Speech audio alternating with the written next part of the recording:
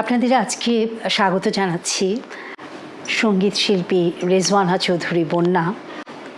সবাই তাকে নিয়ে আলোচনা করছে এই মুহূর্তে, একটু বিশেষ করে ভারত সরকারের চতুর্থ সর্বোচ্চ বেসামরিক সম্মাননা পদ্মশ্রী পেয়েছেন তিনি সম্প্রতি। আজকে আমরা ৭১-এর দর্শকদের সঙ্গে তার সাথে একটুখানি সময় কাটাবো, বিশেষ করে এই সম্মাননা পাবার পর তার সঙ্গীত জীবনের আগামী ভাবনাগুলো আর তার রবীন্দ্র ভাবনার সঙ্গে তার জীবন ভাবনার যে যোগসূত্র সে সম্পর্কে একটু জানার চেষ্টা করব। রেজওয়ানা চৌধুরী বন্যা, আপনি আমার শিক্ষকও, যদিও গান আর কখনো করা হয়নি, পর্দার নানা কারণেই আসি। আপনারও একটি সর্বোচ্চ পরিচয় হয়ে উঠেছে শিক্ষকতা, গান শেখানো। আপনি সবসময়, আমি শুনেছি আপনার বিভিন্ন সাক্ষাৎকারে বিভিন্ন জায়গায়, যে আপনার জীবনে আপনার গুরুদের ভূমিকার কথা আপনি বলেন, আবার আপনি নিজেও বহু বহু মানুষের গুরু এবং তাদেরকে উৎসাহিত করেন তাদের সঙ্গীত এবং জীবনের ভাবনায়।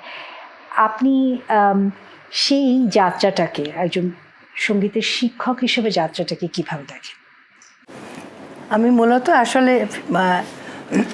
যতখানি শিল্পী ততখানি শিক্ষক, এবং শুরু থেকেই আমি যখন পাশ করে এসেছি ৮১ সালে, তারপর থেকে আমি শিক্ষকতা করছি, নানা জায়গায় শিক্ষকতা করেছি, বহু বছর ধরে শিক্ষকতা করছি। যার ফলে এখন যেটা হয়েছে যে আমার ছাত্রছাত্রীরা নানান জায়গায় যেখানেই যাই ছাত্রছাত্রী পেয়ে যাই, কেউ না কেউ কোনো না কোনো সময় আমার কাছে শিখেছে। যেমন তুমি, তারা সবাই যে পার্সু করেছে তা না, কিন্তু এখন আমার নিজের মনে হয় যে একটা পর্যায়ে এসে সব শিক্ষক চায় তার ওই ডিসাইপল রেখে যেতে আর কি, যে যারা তার ধারাটা বহন করবে। তো এখন আমার ওই ভাবনাটাই বেশি কাজ করে। গানটা তো হচ্ছে আর 5টা বিষয়ের মতো না যে বিজ্ঞান শিক্ষা দিচ্ছি বা সাহিত্য পঠন পাঠন হচ্ছে। গানটা তো সম্পূর্ণভাবে গুরুমুখী বিদ্যা, গুরু ছাড়া সম্ভব না। তো কাজে এখন আমার নিজের মনে হয় যে আমার ওই শিষ্যদের মধ্যেই নিজেকে যাতে ছড়িয়ে রেখে যেতে পারি, সেই জন্যে কিছু যারা আমার ধারাটা বহন করতে পারবে ওই রকম কিছু বেছে বেছে শিষ্য ছাত্রছাত্রী তৈরি করাটাই এখন এই মুহূর্তে ইদানিং এই ভাবনাটা খুব বেশি রকমের কাজ করছে। সবসময় আমরা এই কথাটা শুনে আসি যে খুব চ্যালেঞ্জিং একটা সময় যাচ্ছে একটা দেশের সংস্কৃতি। আমার মনে আছে আপনারা যখন ৮০ দশকে ফিরে এলেন শান্তির, আপনারা বলছি এই কারণ একসঙ্গে অনেকে ফেরত এসেছিলেন, তখনও কিন্তু এটাই এক ধরনের একটা সংস্কৃতি চর্চা এবং বিশেষ করে রবীন্দ্র চর্চার ব্যাপারে পরিবেশ তৈরি করার, গঠন করার একটা বিষয় ছিল, এটা আপনার কাজের একটা অংশ ছিল। এখনকার চ্যালেঞ্জটা কি? আপনি যখন শিখাতে যাচ্ছেন আপনার শিষ্যদেরকে নিয়ে যখন কাজ করবেন, এখন আমার নিজের যেটা মনে হয় যে এখন এই সময়ের সবচেয়ে বড় চ্যালেঞ্জ হচ্ছে যে সময়ের পরিবর্তন। এত দ্রুত সময়, সমাজ, পারিপার্শ্বিক এত দ্রুত গতিতে এগোচ্ছে যে তার সাথে তাল রাখতে পারাটা খুব কঠিন হয়ে যাচ্ছে। তার সাথে যুক্ত হয়েছে প্রযুক্তি। এই প্রযুক্তির ফলে সারা বিশ্ব সকলের হাতের মুঠোয়। এটা হওয়াতে যেটা হয়েছে, আগে যেটা আমি শুরুতে বললাম, গান হচ্ছে গুরুমুখী বুদ্ধা, সেই একলব্যের মতো নিষ্ঠা নিয়ে একটা সাধনার জায়গাটা নড়বড়ে হয়ে গেছে। এখন কেউই আর ওই সময়ে দিতে চায় না, পারেও না, এবং ওই নিষ্ঠা সাধনার জায়গার ওই কনসেপ্টটাই এখন একটা টালমাটাল অবস্থায় আছে। এখন এই প্রযুক্তির কারণে ধরো তুমি একটুখানি গান গাও, ইউটিউব দেখে একটা গান তুলে তুমি নিজে সেটাকে রেকর্ড করে ইউটিউবে দিয়ে দিলে, তোমার গলাটা ভালো, দেখতে বেশ ভালো লাগছে ইউটিউবে। তার ফলে যেটা হচ্ছে যে অনেক ভিউয়ার যখন হয়ে যাচ্ছে, তখন যিনি গান গাচ্ছেন তিনিও ভাবছেন যে আমি সার্থক হয়ে গেলাম, আমি প্রচুর আমার ভিউয়ার, আমি বিরাট বড়, এবং অন্যরাও ভাবছে যে এ তো বিশাল বড় স্টার।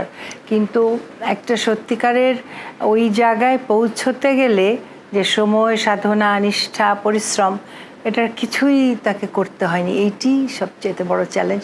তার ফলে যেটা হচ্ছে গুণগত মানে পুরো জিনিসটা নিম্নগামী, 1 নম্বর।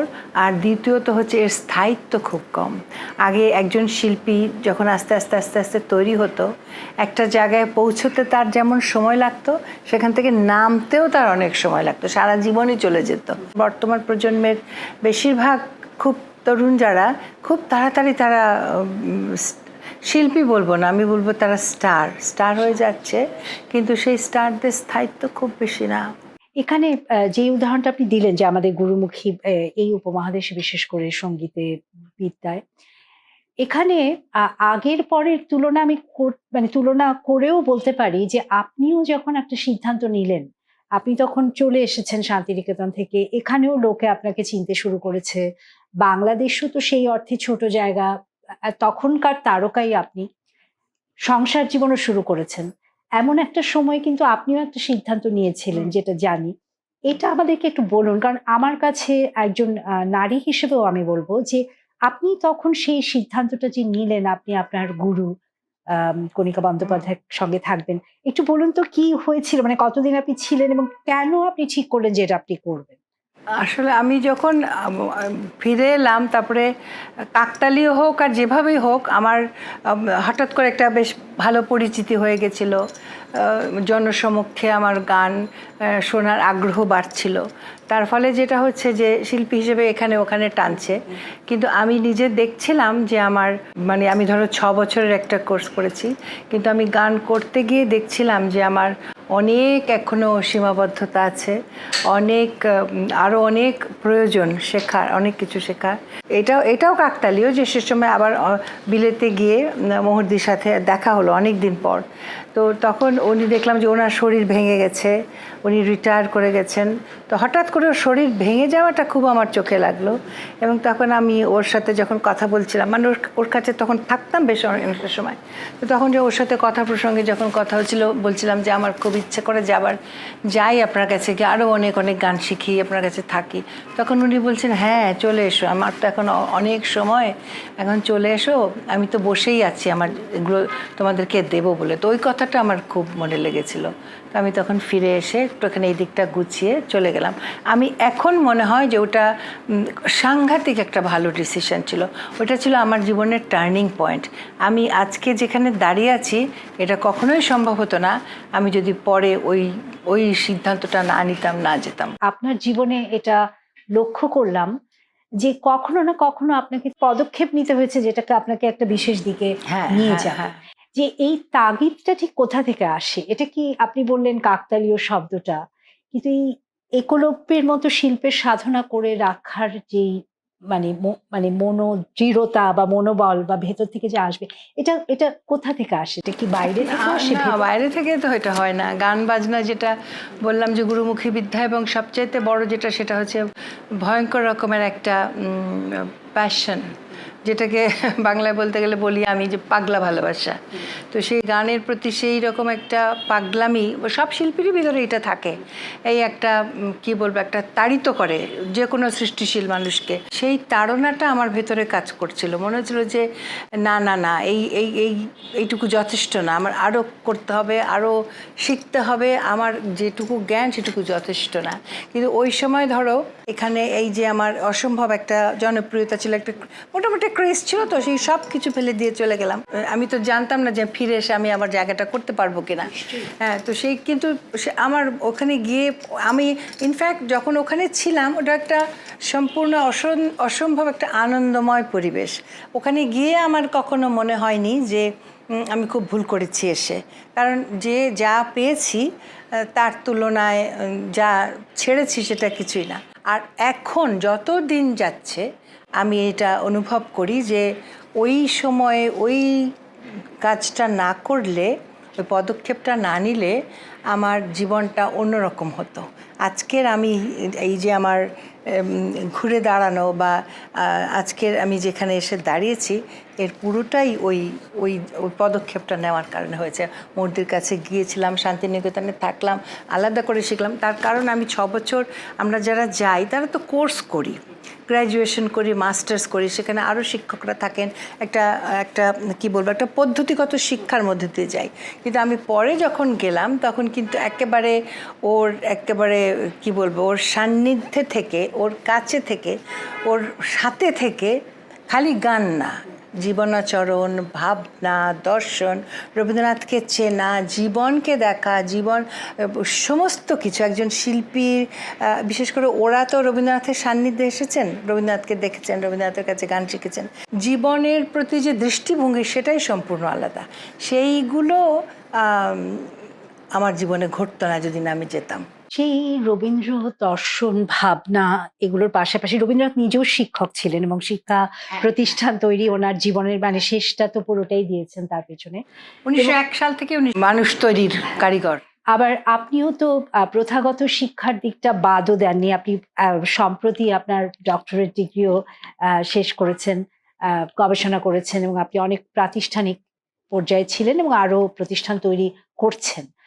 এটা কি কখনো মনে হয় আপনার যে আপনি যদি এই জিনিসগুলোকে আপনাকে আরো পূর্ণাঙ্গ মানুষ হিসেবে তৈরি করেছে ঠিকই, কিন্তু আপনি যদি ওই শিল্পীদের মতো শুধু শিল্প চর্চাই করতে পারতেন, শিল্পের পারফরমেন্স এবং শিল্প, সেরকম কোনো ইচ্ছা কি আপনার মধ্যে হয় নাকি না এই পুরো জিনিসটা নিয়েই আপনি পড়বেন? না, আমার সেটা কখনো মনে হয়নি, কারণ আমার মনে হয়েছে যে সময়ের সাথে সাথে আমাদেরকে সময়ের সাথে সাথে সামঞ্জস্য রেখে চলতে হবে, সময়ের সাথে তাল মিলিয়ে চলতে হবে। এবং রবীন্দ্রনাথকে যত জেনেছি, যতই তার ভেতরে ঢোকার চেষ্টা করেছি, আমার তখনই মনে হচ্ছে খালি আমি যদি গলায় গান করি আর গানটার ভেতরে ঢুকতে না পারি, গানটার ভেতরে ঢুকতে গেলে তো পড়াশোনা করতে হবে, এবং পড়াশোনাটা করতে গেলে প্রাতিষ্ঠানিক আরও অনেক কাজের সাথে জড়িত হতে হবে। কারণ সব কিছু মিলেই মানুষের অভিজ্ঞতাটা বাড়ে, মানুষ সব দিক থেকে ঋদ্ধ হয়।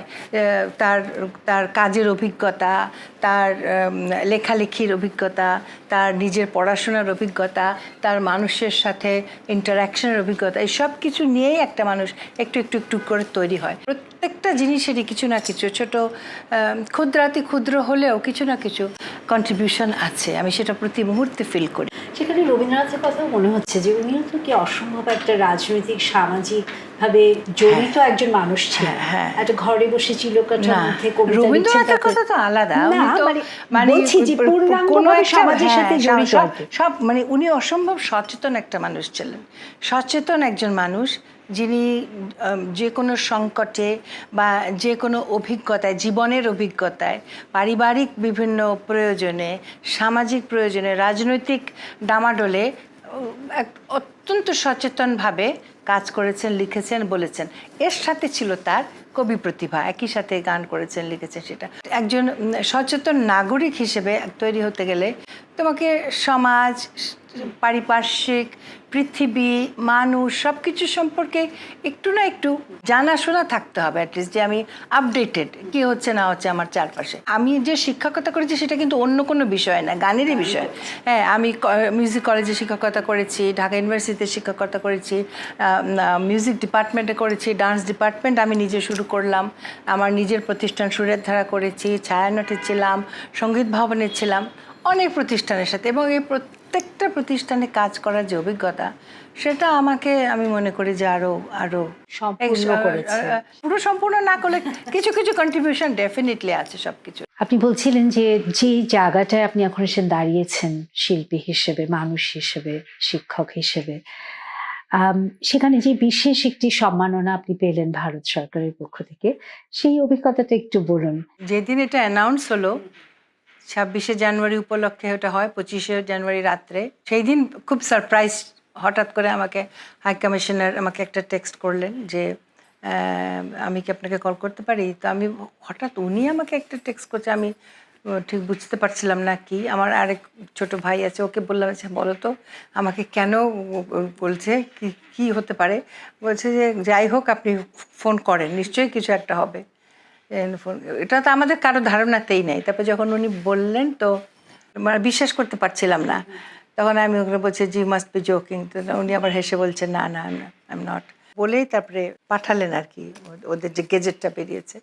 ইতিমধ্যে আমার কলকাতায় যে ডিপটি হাই কমিশন, ওইখান থেকে ওরা আবার পাঠিয়েছে, ওরা ফোনও করলো সাথে সাথে। ওই তখন জানলাম আধা ঘন্টার মধ্যে। কিন্তু সব থেকে ইন্টারেস্টিং, আচ্ছা আমি জানলাম, এবার তাহলে আমি একটু আমার প্রিয় মানুষদেরকে জানাই, হ্যাঁ আমার ভাই বোন, আমার কাছের যারা পরিচিত, তার আগেই তারা ফোন করতে শুরু করেছে। হ্যাঁ, মানে সেটা আমি বলছিলাম যে এখন আধুনিক পৃথিবীতে প্রযুক্তি এমন জায়গায় পৌঁছে গেছে, তুমি বোঝার আগে মানুষ বুঝে যাবে। কোনো গোপন বলে কোনো জিনিস নাই, প্রাইভেট বলে কোনো জিনিস নাই, সবাই সব কিছু জানে। তো সেটা খুবই অবাক হলাম। সবাই আমাকে আর কাউকে খবর দিতে হলো না, সবাই আমাকে কংগ্রাচুলেট করতে শুরু করলো। হ্যাঁ, আর এই অনুষ্ঠানটার সময় তো এটাও একটা অনন্য অভিজ্ঞতা। রাষ্ট্রীয় অনুষ্ঠান, নিঃসন্দেহে তার একটা অন্যরকম মর্যাদা আছে, কিন্তু খুবই ওয়েল রিহার্সড, ওয়েল প্ল্যান্ড একটা অনুষ্ঠান। মানে গাড়ি থেকে নামা থেকে শুরু করে সমস্ত কিছু আমাদের রিহার্সেল দিতে হলো। আর আরেকটা জিনিস যেটা আমার খুব ভালো লেগেছে সেটা হলো যে যখন গেলাম আমাদের হোটেলে সমস্ত খুব সুন্দর করে সাজিয়ে রেখেছে, ওয়েলকাম পদ্মা অ্যাওয়ার্ডস। হ্যাঁ, তো ওইখানে একটা স্লোগান লেখা, পদ্মা অ্যাওয়ার্ডস ফর পিপল। তো সেটা বুঝতে পারিনি। তারপরে যখন আমরা ওই যে ফর্মালিটিসগুলি করছি, আমাদের যাওয়ার পাসগুলি নিচ্ছি, আমাদের ওই যে অ্যাওয়ার্ডটা দিবে সেটার একটা পিন ওইসব নিচ্ছি টিচ্ছি, কাগজপত্র সইটই করছি, তখন ওখানে দেখছি যে অনেক মানুষ, এবং তারা সবাই যে দেখেই বোঝা যাচ্ছে যে খুবই তৃণমূল পর্যায়ের, খুবই আর্থিক সঙ্গতির দিকটা অত ভালো না, তাদের চেহারা পোশাকে বোঝা যাচ্ছে। তো আমি যখন বসে আছি, একজন ওখানে ওই আমাদেরকে রিএম্বার্স করছে টিকিটের টাকার ফাঁকাগুলো, তো আমি বসে আছি, ওখানে যে যাচ্ছে একজনের পর একজনকে করছে। তো একজন গেছে, স্বামী স্ত্রী দুজনই পুরস্কার পেয়েছে, স্বামী এবং স্ত্রী। তো বলছে যে আপনি তো, হিন্দিতে বলছে যে আপনি তো वन वे टिकट है आपका। तो उन्होंने बोलছে हाँ मेरे पास तो पैसा नहीं था, अभी आप पैसा दोगे तो फिर रिटर्न टिकट खरीद लूँगी। তো আমি ভাবলাম যে এত অভাবী, কিন্তু দেখো পদ্মা অ্যাওয়ার্ডস পাচ্ছে, মানে কত গুণী শিল্পী। ওরা বিহারের দ্বারভাঙ্গা থেকে আসছেন, ওরা ওইখানে ওই যে মধুবনী পেন্টিংয়ের উপরে ওরা পদ্মা অ্যাওয়ার্ডস পেয়েছে। তারপরে আরও দেখলাম বীরভূমের কাঁথা কাজ করেন, লখনৌয়ের চিকনকারি করেন, উত্তরপ্রদেশ থেকে এসছেন, অতি প্রাচীন গজল করেন। হ্যাঁ, তারপরে আরেকজন 106 বছর বয়স, উনি এসছেন গাজিয়াবাদ থেকে, সে হচ্ছে ইয়ে করে তোমার ওই কথকতা, ফোক মিউজিকের উপরে। এই জন্য ওই যে লেখাটা পদ্মা অ্যাওয়ার্ডস ফর পিপল, এই জন্যে ওরা, আমি পরে জিজ্ঞেস করলাম, ওরা এবার যেটা করেছে, ওরা ওই নমিনেশন নিয়েছে বিভিন্ন জায়গার যারা অত্যন্ত গুণী, যারা এটা পেতে পারে, তাদের নাম অন্যরা নমিনেট করেছে বা রিকমেন্ড করেছে, সেইটার উপরে বেস করে ওরা খোঁজ টোজ নিয়ে ওরা এইটা করে।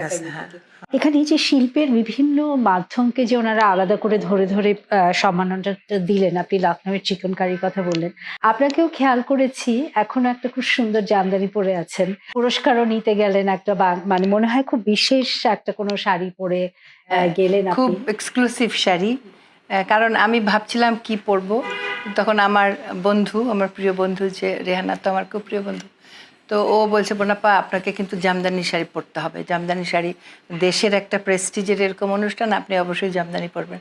তা আমি ভাবছিলাম যে কি পরবো একটু, তো পরে টানা পড়েন যে ওরা জামদানি নিয়ে কাজ করে, খুব ভালো কাজ করছে, ওরা আমার তাঁতিদের সাথে সরাসরি নিয়ে কাজ করে সরাসরি। এবং যেটা খুব ইন্টারেস্টিং আমার লাগলো, আমাকে একটা ছবি পাঠিয়েছিল যে সেই পুরনো, মানে 100-200 বছরের পুরনো ডিজাইন থেকে, বিভিন্ন মিউজিয়াম থেকে ওরা ওই ডিজাইনগুলি কালেক্ট করে সেগুলো রিকভার করার চেষ্টা করছে নতুন করে, তাতে বোনা। এবং সুতোটা ভীষণ খুব ভালো কোয়ালিটির, 200 কাউন্টের সব সুতা।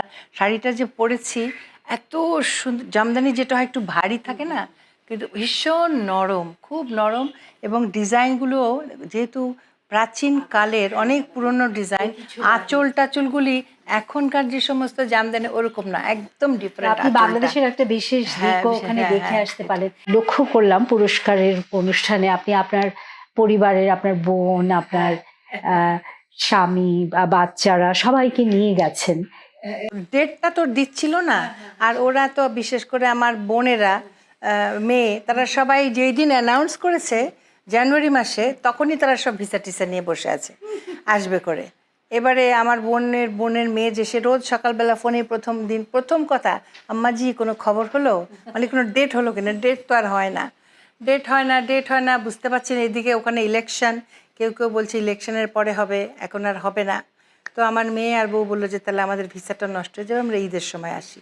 ওরা ঈদের সময় এসে ঘুরে টুরে গেল, ঠিক ওরাও প্লেনে উঠলো, তখনই অ্যানাউন্স করলো যে খুব তাড়াতাড়ি। তখন আমার 2 বোনের মেয়ে, স্বামী, ছেলে, এরাই মিলে গেলাম 5-6। ওরা পাস নিয়েও আমি অনেক ওদের সাথে, কারণ ওরা প্রত্যেক অ্যাওয়ার্ডিকে 2টো করে পাস দেয়। আমি এটাই ভাবছিলাম যে এই যে মানে পরিবারের সবাইকে নিয়ে আপনার যে এই শিল্পের যাত্রা, খুবই আমাদের হাই কমিশনে এখানকার হাই কমিশনার, এখন যিনি high commissioner mister Pranay Verma, he was very kind. ওনাকে আমি বললাম যে দেখেন ভাই, আমার এদেরকে ছাড়া, আমি তো বলকে না না না, you are our honourable awardee, আমরা তো নিশ্চয়ই চেষ্টা করবো আপনাকে যতটা সম্ভব দেওয়া যায়।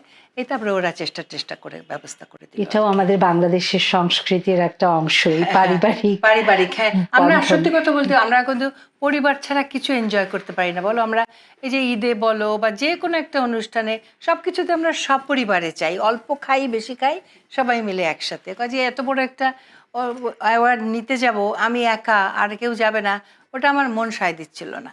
বাংলাদেশকে, বাংলাদেশের সংস্কৃতিকে এবং রবীন্দ্রসঙ্গীতকে সারা পৃথিবীতেই আপনি ছড়িয়ে দেওয়ার একটা ব্রত নিয়েছেন জীবনে। বাংলাদেশের কাছ থেকেও আপনি সর্বোচ্চ সম্মাননা পেয়েছেন, স্বাধীনতা পুরস্কার।